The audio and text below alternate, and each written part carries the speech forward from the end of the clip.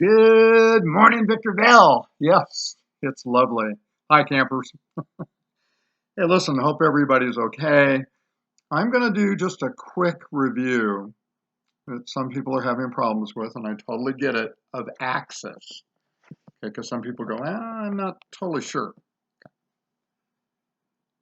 Axis is nothing more than the direction the positive charges in the heart are moving. Which way are they going? That's axis. Normally, they're going what? Downward and to the patient's left. Okay. Now, if I sit up here, remember, it's not your left or right, it's my left or right. You always got to think anatomical position, unless somebody tells you different. What is anatomical position? A person standing erect, the palms of the hands facing forward, the thumbs lateral, out to the side. Okay. So it's my right or left, not yours. All right.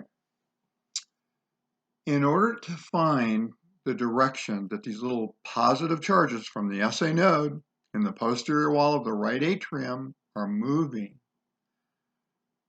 the first thing you do is kind of imagine a circle over your chest, kind of like over your heart, over your chest. Okay? And one of the first things you look at is lead one. Lead one. Now, what you do, forget all the rest of the stuff for a second. Just think of a circle. Yeah? Lead one is going where? From the right arm to the left arm. The right arm is negative, the left arm is positive. Okay? The lead one is moving like this. Okay? Going right across. Yeah? Right arm is negative, left arm is positive. That's lead one. So if we take the circle and we divide it down the center, okay, like this, right down the center, the right side of the circle, the whole right half of the circle, yeah, trying to point from, this whole thing, right side, is negative. The left side of the circle is positive. Now, here's how we do that. We look at lead one. All right, so you're looking. If lead one, most of the waves are above the baseline, lead one is positive. If they're below the baseline, lead one is negative. So anytime you pick up lead one, all you got to ask yourself, it's real simple. Are most of the complexes, the P, Q, or ST, are most of them above the isoelectric line, the baseline that runs right down the center of the EKG paper? If most of them are above the baseline, it's positive. If most of them are below the baseline, it's negative. So it's kind of fun. And what are you trying to find out again? The direction that depolarization is moving in. Okay.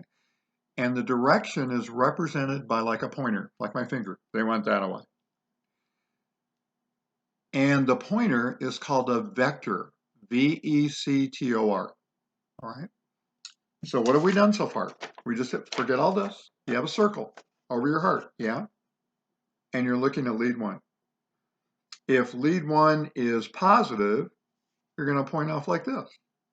To what? To your left side. If lead one is negative, you're going to point off like this, yeah? Towards your right side. Got it? Good. We're going to go a step further. The next thing we're going to look at is AVF, augmented voltage foot. What does that mean? Left foot, right? The right foot just has a little sticky on it to kind of stabilize the tracing. Okay? So when they say AVF, augmented voltage foot, they're talking about the left foot. Okay?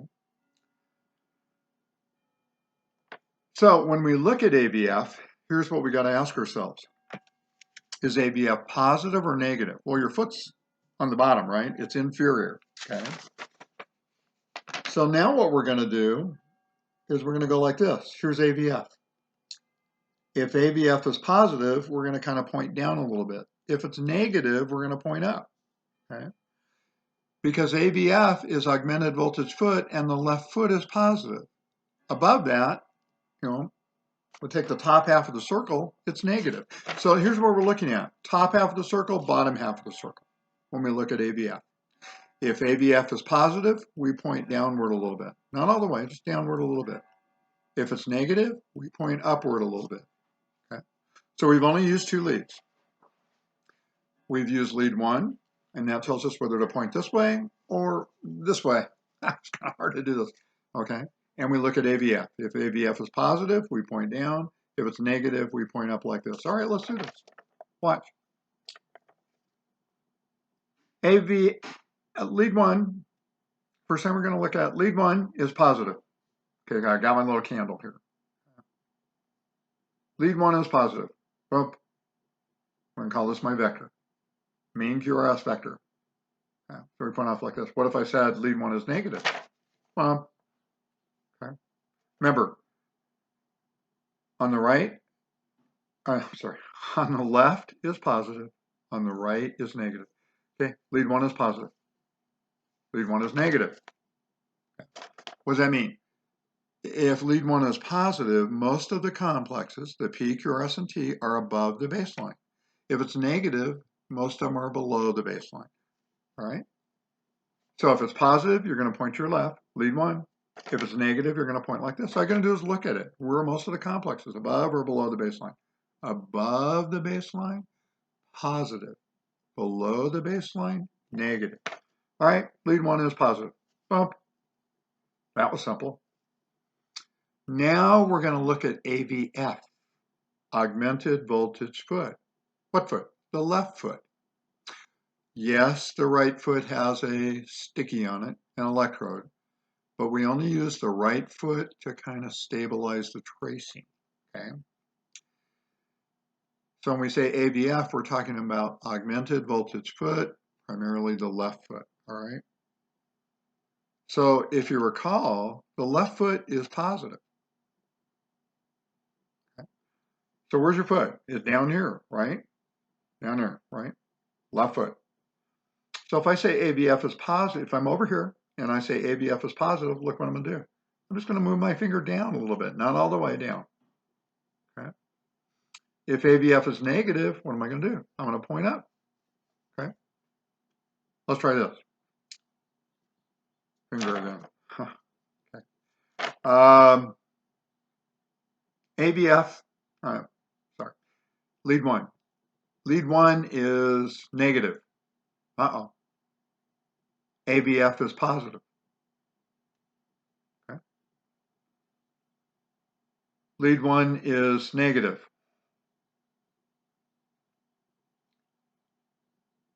AVF is negative.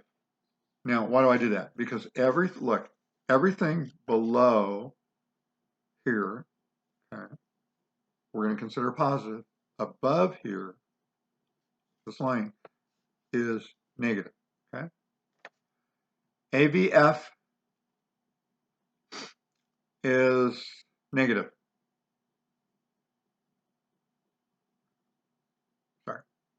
Sorry. My copy hasn't kicked in. Lead 1. Look at lead 1 first. Lead 1 is negative. AVF is negative. Lead 1 is positive. AVF is negative. Now, notice when we drew this line and this line, okay, here's AVF. Okay.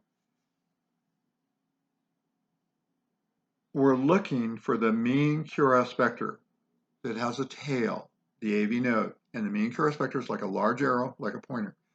The first thing we're going to do is find out where is the mean QRS vector. Okay. And the mean QRS vector points to the direction that depolarization is moving. How is it moving? Normally, downward and to the left, downward and to the left. Okay. So the first thing we do to find out where is the mean QRS vector, where's that pointer? Where's the mean pointer? Okay. We look at lead 1. Here's lead 1. Right arm is negative, left arm is positive. Lead 1. So you're going to hold, like, this little light of mine. Okay, look. Hold your finger up like this. Lead 1 is positive. Well, why? Because the left side of the circle, the left side, is positive. The right side is negative, just in lead 1. Okay. Remember, lead 1, the right arm is negative, left arm is positive. So we're going to consider this side of the circle positive, this side of the circle negative for lead 1. All right. Lead 1 is positive. Bump. Lead 1 is negative. Bump. You always point the vector to where you notice most of the complexes in lead 1 at. If they're above the baseline, they're positive. If they're below the baseline, they're negative. All right. Lead 1 positive. Lead 1 negative. Boom. Simple. All right. Now we're going to look at AVF, augmented voltage foot, left foot. The left foot is considered positive. Okay. So if we look at that, right, we're going to draw a line like this, which we've already got. Okay. The bottom portion of the circle is positive. The top portion is negative. So remember, because your foot's where? Down here, right? Yeah. So when we look at AVF, we're going to take the slice and divide the circle into top and bottom half. Top and bottom halves when we look at AVF. The bottom half of the circle is positive. The top part is negative when we look at AVF. Here's a slice of the pie. The bottom half of the circle is positive. The top half of the circle is negative. All right. Let's start out from the beginning. First thing, lead 1. Lead 1 is positive. Bump. AVF is positive. Bump. Where are we? Normal. Normal what? Normal axis. See this little slice? This is normal axis. Okay. Normal. I'm going to lift this up a little bit more so you can see it. Where is normal? Normal goes from anywhere from 0 degrees to all the way down here to positive 90 degrees. This is normal. This whole slice, look, normal. It's like a quadrant. Normal quadrant. Okay, do it again. Lead 1 is positive, bump. AVF is positive, bump. So you're somewhere in normal axis. All right, you don't know where exactly, but you're somewhere in there. What if I said lead 1 is negative, AVF is positive, bump. Where are you? RAD. What's that? Right axis deviation. Let's try this. Lead 1 is negative, AVF is negative. And remember, top half of the circle is negative, bottom half of the circle is positive. Lead 1 is negative, AVF is negative. Now where are you? ERAD, extreme right axis deviation. Okay? Extreme right axis deviation. Lead 1 is positive. Bump. AVF is negative. Bump. Where are you? Left axis deviation. Okay? Got it? So we're just trying to find out where the mean QRS vector is in. Which quadrant it's in. This is a quadrant. How many quadrants here? 4. 4 quadrants. They can be in RAD, right axis deviation, this quadrant here. They can be in ERAD, okay? They can be in LAD, left axis deviation. They can be in normal. Normal. Right axis deviation over here.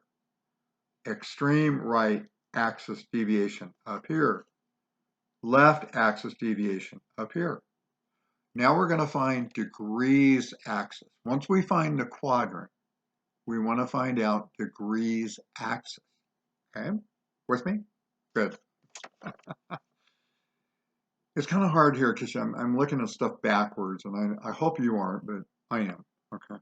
I'm not on this side of the camera, so I'm not sure exactly what you're seeing here. But anyways, you got the idea. All right. We start out at 0 degrees. 0 degrees is right here with lead 1. Okay. Let me go over. We go over to the side. 0 degrees. Okay.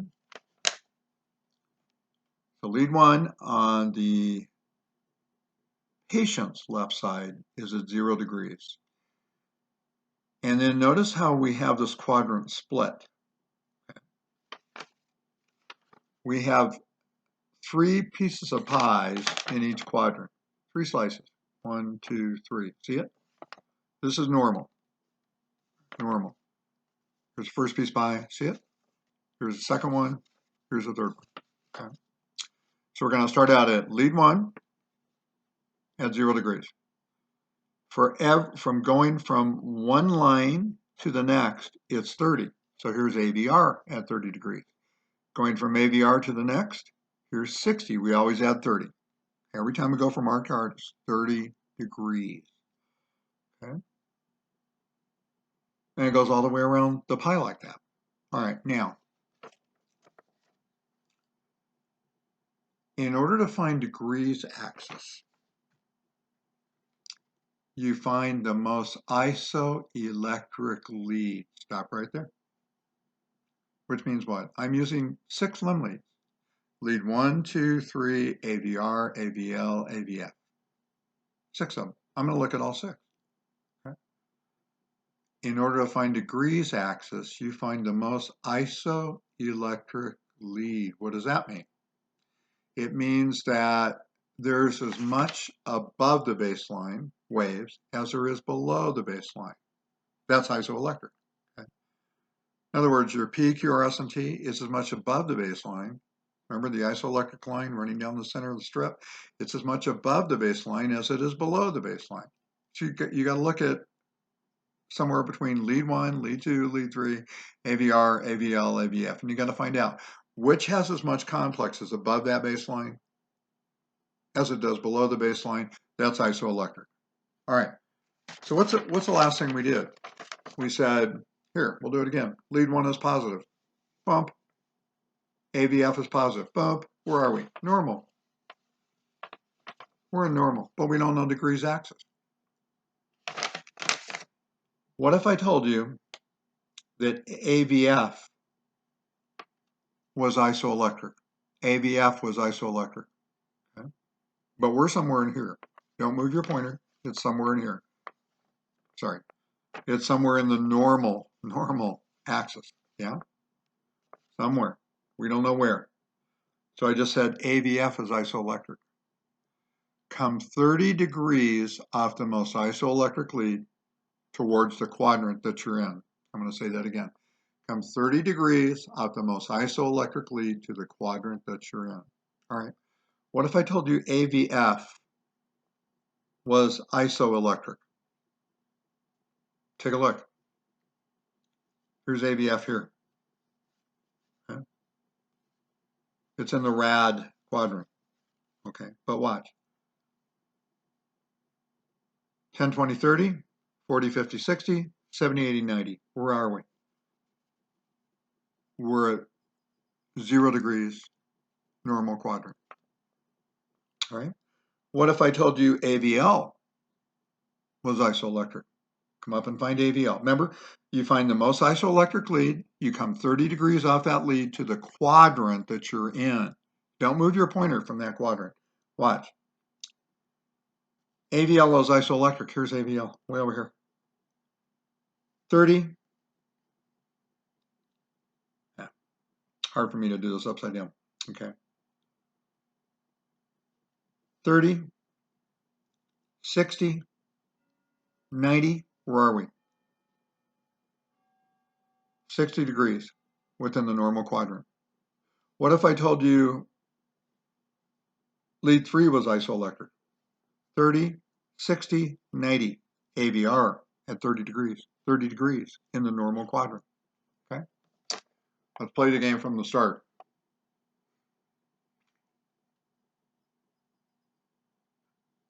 Your pointer, your vector. Vector is pointing the direction that those little positive charges are moving. How are they normally moving? Downward and to the left. Now, before we go any further, axis points towards hypertrophy. The word looks like hypertrophy, but it's pronounced hypertrophy. Okay? Hypertrophy is enlargement. There's another word for enlargement that you'll see sometime in your classes, megaly. Megaly. Okay? But we're going to use hypertrophy, enlargement of the muscle size. In other words, the muscle just gets larger. And people go, that's good. You got a big heart. No, let me tell you something. It's not Valentine's Day. When your heart muscle starts to get really large because of hypertension or something like that, or constricted vessel, the output of that chamber decreases. So hypertrophy doesn't help the heart. It damages the heart. Okay.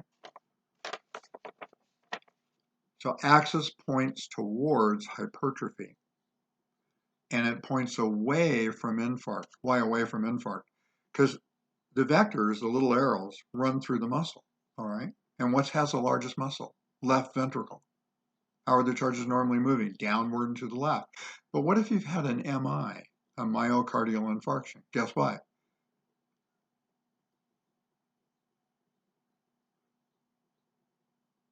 Hold on, I've got something on my screen.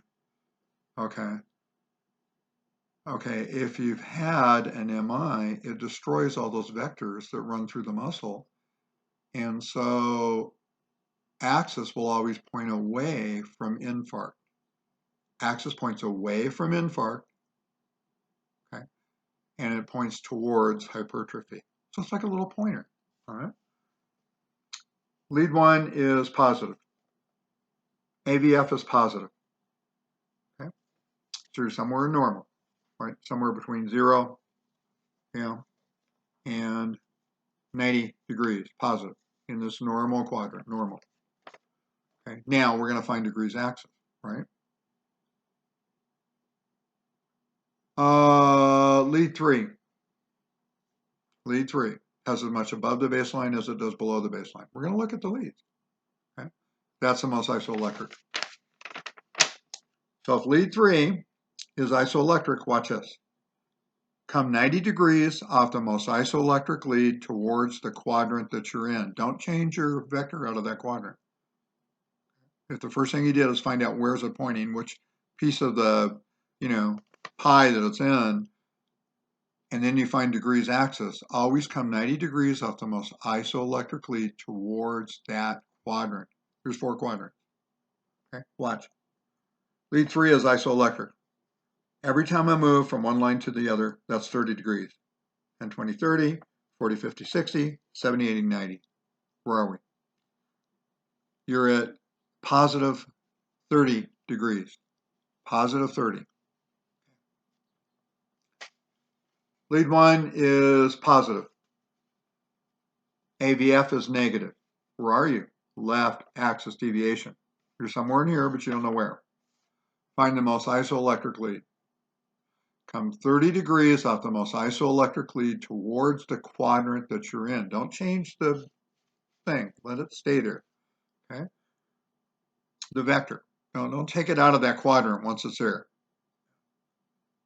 So we said we're in LAD, left axis deviation. All right. Lead 2 is isoelectric. 10, 20, 30, 40, 50, 60, 70, 80, 90. Where are we? We're up here. Where? Left axis deviation. At what?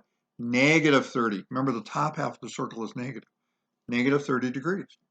Okay? Get it?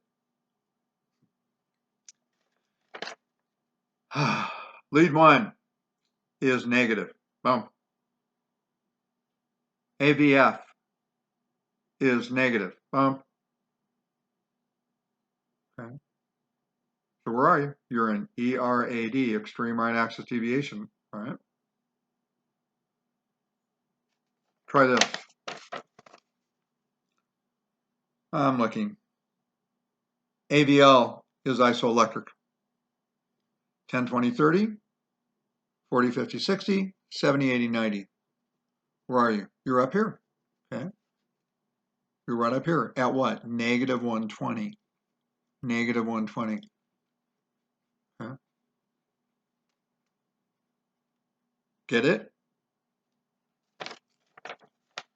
Lead 1 is, I got to change hands. Lead 1 is positive. AVF is negative. Where are you? LAD. You're somewhere in here. With what? The mean QRS vector, whose tail is the AV node, the big arrow, the big pointer. They want that away. Okay? You're somewhere in here. And that could be anywhere from 0 up to negative what? 90. You're somewhere in here. Find the most isoelectric lead, come 30 degrees off that lead towards this quadrant, towards your vector. Let's see what I got here. It's hard to look backwards. AVR is isoelectric. 10, 20, 30, 40, 50, 60, 70, 80, 90. Where are you? Negative 60. Okay. I'm going to stop there because, going on and on just doesn't help. Okay, now somebody asked me a question the other day. I want to see if I can answer it to make sense. Yeah. They said, when you're looking at something, like you had questions on the midterm, and when you're looking at something, you go, why is the rhythm called junctional? Or why is it called ventricular? Or why is it called atrial? Or why is it called sinus? Well, number one, the rate, which is one way that we judge what we have in order to come up with an answer for the doctor or something, okay? So rate. Remember, 60 to 100 is normally what? A sinus rate. But if the SA node's not pacing, what's the next one available? The atrial. Ectopic focus, right? Somewhere in the atrium, little guys that want to take over the control of the atrium, right? And they're called atrial ectopic foci. Why ectopic? Ectopic means occurring in a place other than normal, like an ectopic pregnancy, okay? All right, so if it's atrial, what is it? 60 to 80. So sinus is 60 to 100.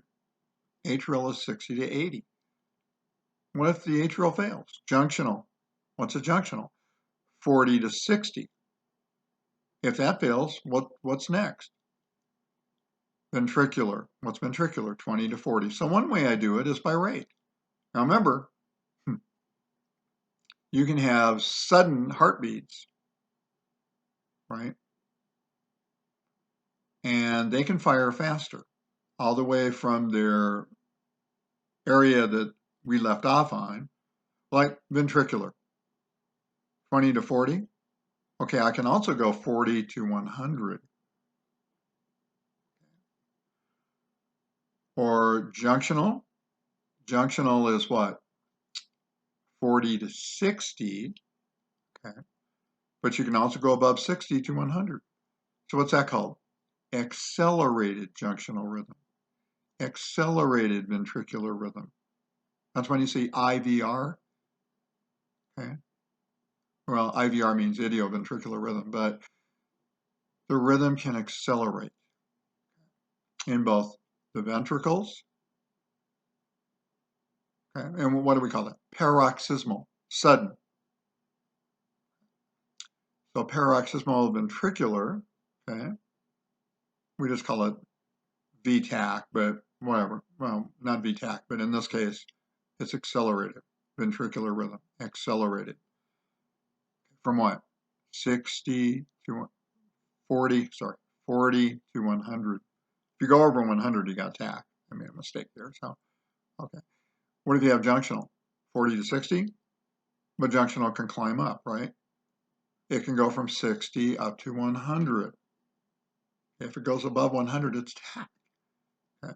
So one way is by identifying the rate. Another way is by trying to, what if you saw, as an example, you've got an NSR, and then all of a sudden, you've got another rhythm, okay, going on. And this rhythm has a P, QRST, you can see that. But all the P waves look, they look the same, but they're different from the sinus P waves on the left, okay? They're different in what? Size, shape, and direction. So where would you assume they'd come from? Atrial. So the morphology of a wave can kind of help you identify the rhythm, okay? And they're probably atrial, okay? If you still see the P's, but they look different than the sinus P's, it's probably atrial. Or if you go down to junctional, junctional has inverted P waves, inverted, upside down. Why? Because it's depolarizing the atrium from below. We call that retrograde depolarization. So you can see inverted P waves where prior to the QRS, after the QRS, buried within the QRS. What else can identify junctional? The PR is short. It's shorter than 0.12 in junctional. Okay. What if we go to ventricular? Anytime you go to ventricular, wide, deep, tall QRSs. Okay, remember that the inverted P waves in junctional can also be buried within the QRS. Buried, you can't see them. So what if suddenly you see normal QRSs, but you don't see any P's? I would assume maybe I've got a junctional rhythm here. Okay, you're getting the idea, hopefully. All right. I am very proud of you. I am very proud of your progress. I'm very proud that you hung in there through this thing. Okay. And it takes a lot to do this. So, I mean, on your behalf, and I understand. And I appreciate all your effort and all your time. I hope a lot of you think about moving ahead. What does that mean? Well, there's a lot of ways to do it, guys. I hope you think about maybe going into nursing. You know, I'm a little bit prejudiced here about fields because I'm a nurse, but nursing is a great opportunity.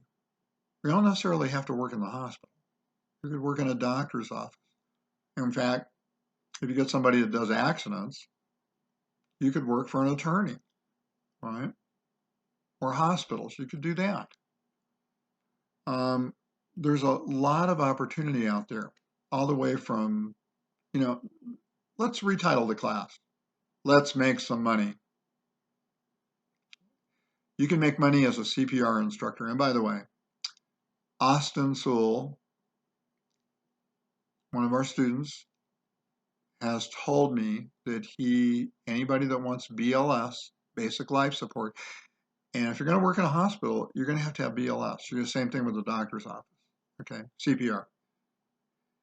And Austin can certify you in CPR. In tonight's Zoom meeting, I'm going to have them kind of chime in and talk about that. So you can make money doing a CPR instructor, and you go, or first, and this is through American Heart Association. You can also be a first aid instructor. A lot of these people need first aid and CPR.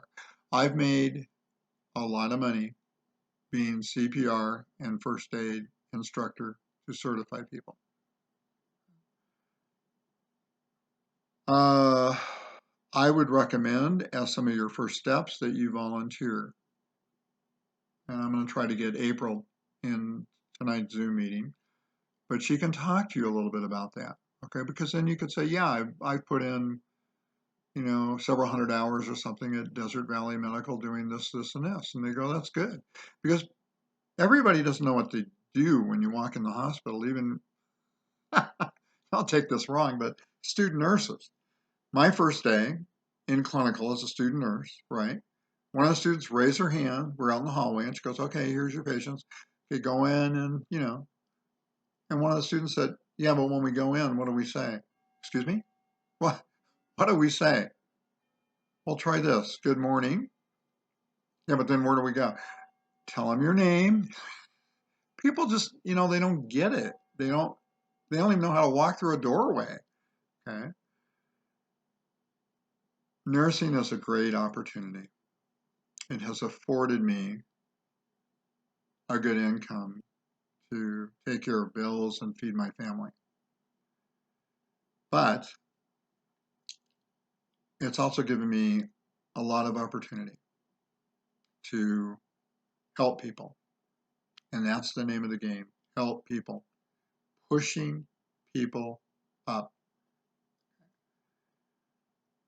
So should you just drop over to your local hospital and say, hey, I'm available? No, I don't think so. I think what you should do is probably volunteer first, because that gives you some time, see, in the hospital. All right? I mean, that's just an opinion.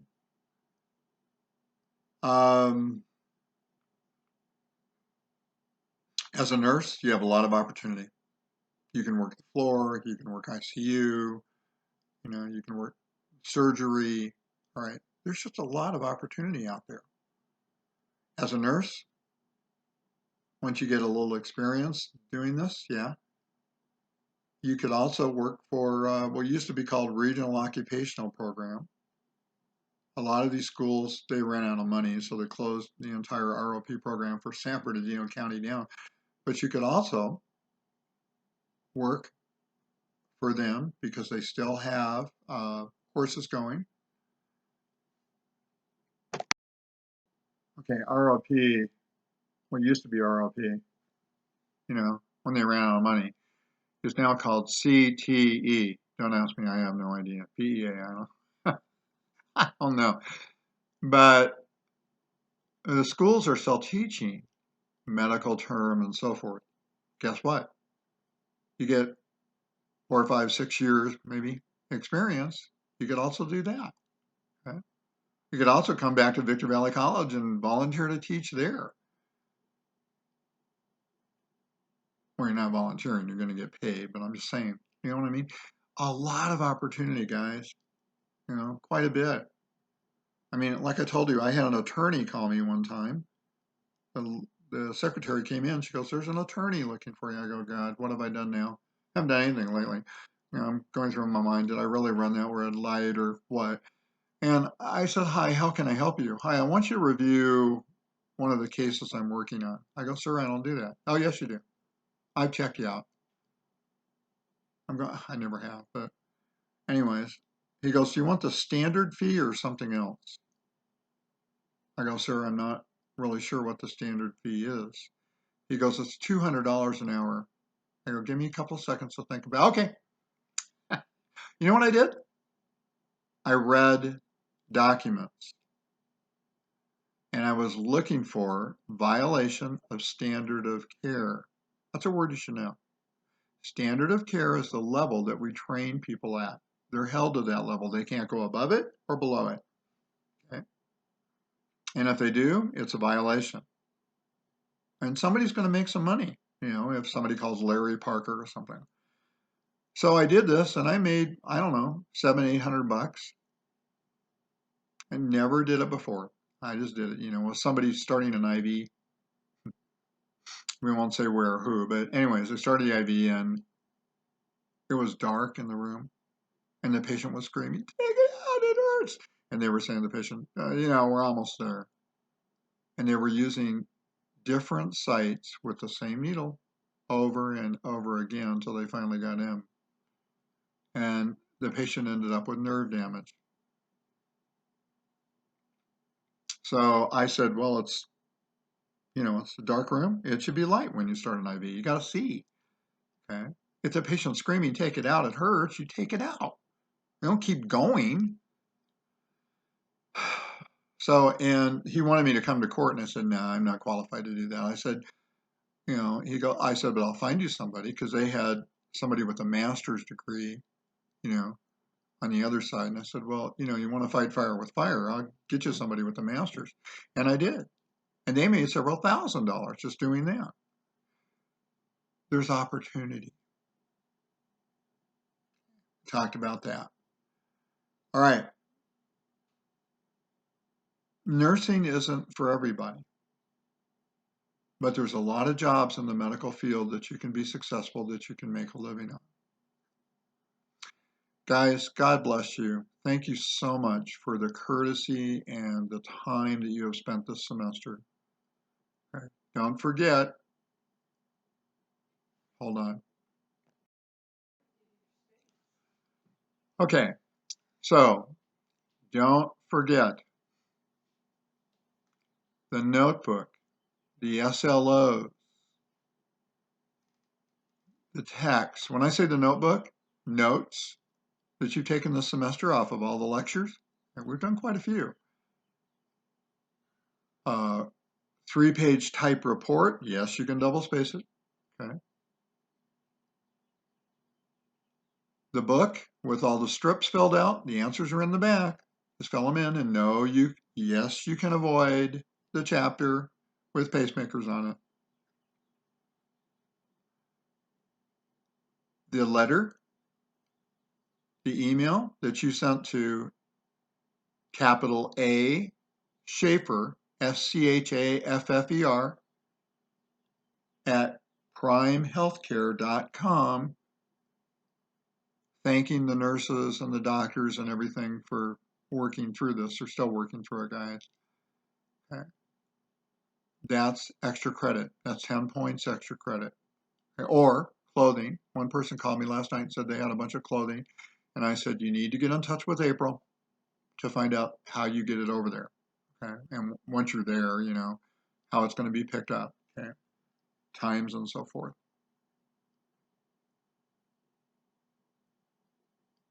All quizzes are due on June 8th, along with your notebook. Now, what am I going to do for your notebook? I'm probably going to call you on FaceTime or something. I'm going to go, show it to me. What are you going to do? Here's the notes. Here's my extra credit. Print it out. Put it in your notebook. Okay. Here's my workbook with all the strips filled out. You know, that really helps, filling them out, because you learn what is it about this strip that makes it ventricular, like an IVR, idioventricular rhythm, from 20 to 40. Okay. Idio means peculiar to, you know. Okay. June 10th is the final exam. Make sure you take it, because if you call me with an excuse like my turtle has leukemia, okay, I'll pray for your turtle, but it's not going to work. Okay, so June 10th is it. Remember, we have a Zoom meeting at 6 p.m. this evening. I'd like you to be there. It's not going to be long. I'd like you to be there. I'd like you to write down some questions that you may have.